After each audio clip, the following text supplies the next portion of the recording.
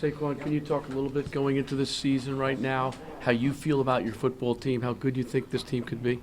This team,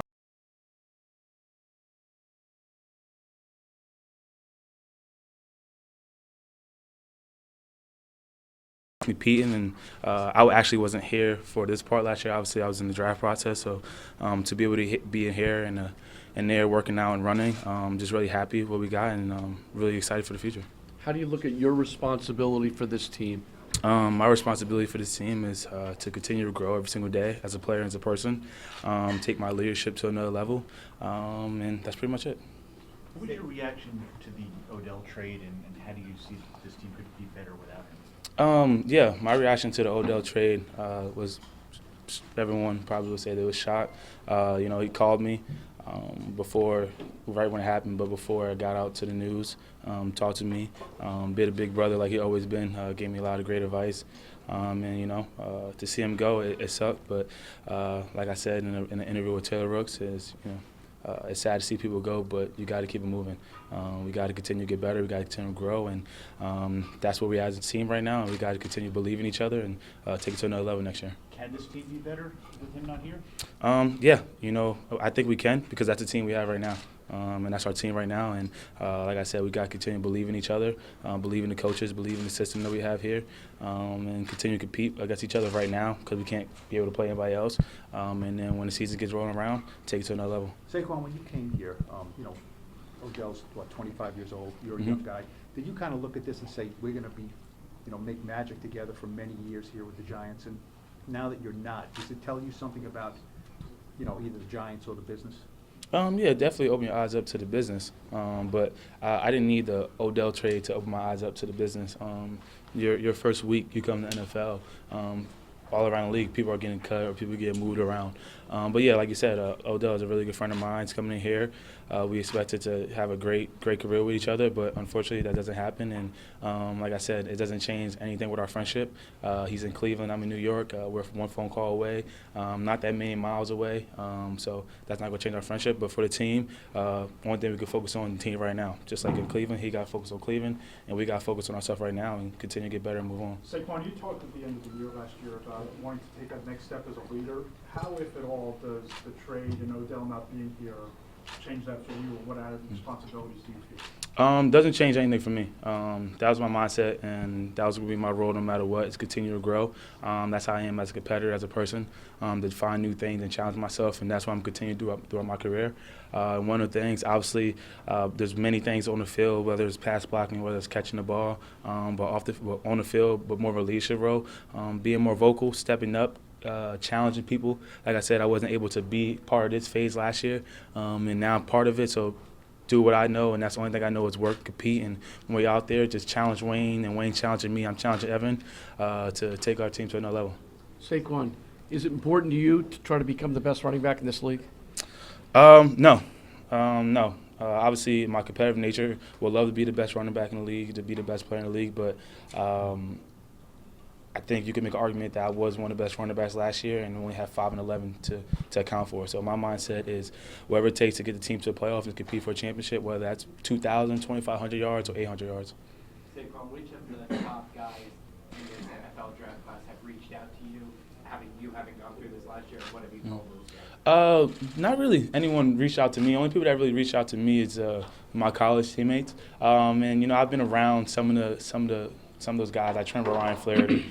So he trained a lot of quarterbacks. I trained at UCLA, so I got to see a lot of those guys in there. And the only advice that I'll ever give to any NFL draft, no matter if you're the first round pick or a second, seventh, or undrafted, at the end of the day, it doesn't matter. If you just come in with your head low and just ready to work and compete, the rest will take care of itself. I think Dwayne Haskins said he goes back with you a long time.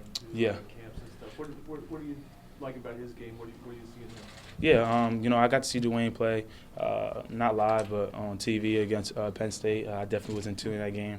That was a heartbreaking loss at home for us. But like you said, me and Dwayne go way back. He's actually the Rivals quarterback MVP, and I was a Rivals running back MVP in like a Maryland camp for Rivals. And he was like the guy who I was like, he was throwing him to me.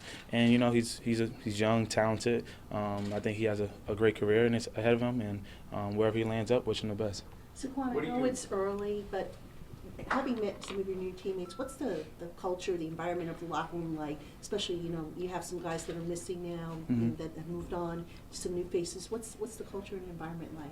Yeah, obviously, like you said, it's early, but for me, it feels no different. We're all still in there. We're still joking around, still making jokes on each other, playing Connect Four in there, in the weight room competing, and that's what you need. You need a team and a core that believe in each other, not only on the field but off the field. Whether that's doing more activities outside of football, whether it's bowling, whether it's playing pool or going to eat. Those things, in my mind, is what help build a team and help shape the team. And like you said, it's early, but we got to continue to take those steps throughout the year.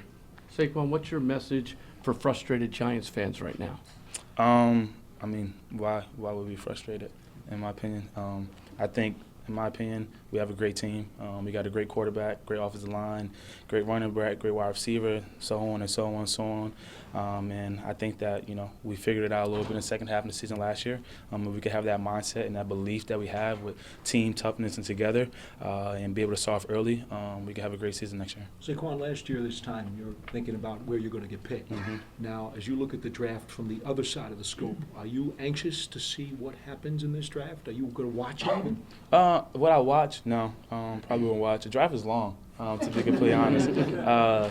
For me, I got out there the second pick, and it felt long for me. So I couldn't imagine like a Lamar who had to wait like in the 30th pick. So what I watch, probably not. Probably spend more time with my family or spend time with the guys. But am I anxious? Yes.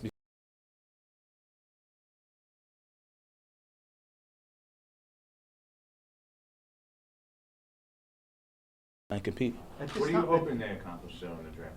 I mean, you see the team that's around here. What are you hoping now? The biggest thing for me and what I've learned so far in my 1 year in the NFL is, it's just you got to have guys that love the game. You got guys that love the game, love competing, no matter if you're 2-14 or you're 14-2. And I know I sound like a broken record because I said this before, but that's truly what it takes.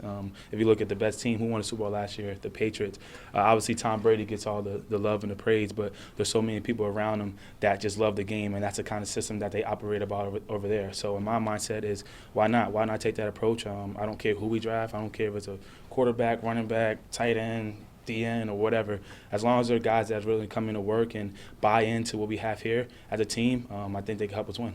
At this time last year, there was a lot of debate. Should the Giants take you? Should the Giants take a quarterback? A year later, that debate really is not settled in a lot of people's minds. Do you understand that, or do you dismiss that? Understand that people think they should take a quarterback over me? Yeah. Yeah.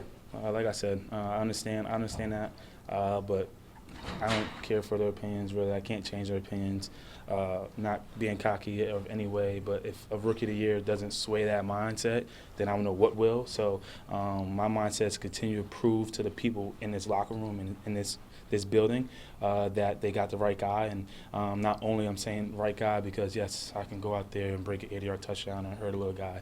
Yes, there's a lot of people in the league that can do that. But it's a guy who's going to buy in and get other people to buy in and take that leadership role. And I think that I've been able to show that so far, and I believe that I could take that to a whole nother level also. We'll take two more. We'll take two more. As a part of that, I mean, obviously, this team has a quarterback still. The guy who's been here a long time. What's your sense of 1 year with Eli and what he has done and what he still can do? That's the key, what he still can do. I think he can do it all. I believe he can do it all. And I mean, big thing for me, film don't lie. Film don't lie. If you go back and you watch the second half of the year, when we all started playing at a high level as a team, you see how he played, you see how I played, you see how the defense played, the offensive line played, and that's what it is. And it's not going to take one guy to win the game. I know we love to put the blame on one guy when it comes down to it, but at the end of the day, and I know I sound like a broken record, and I'm sorry to say this now, but for the rest of the year, I'm going to continue to keep saying this. It's all about team toughness and together and having that mindset and being bought in.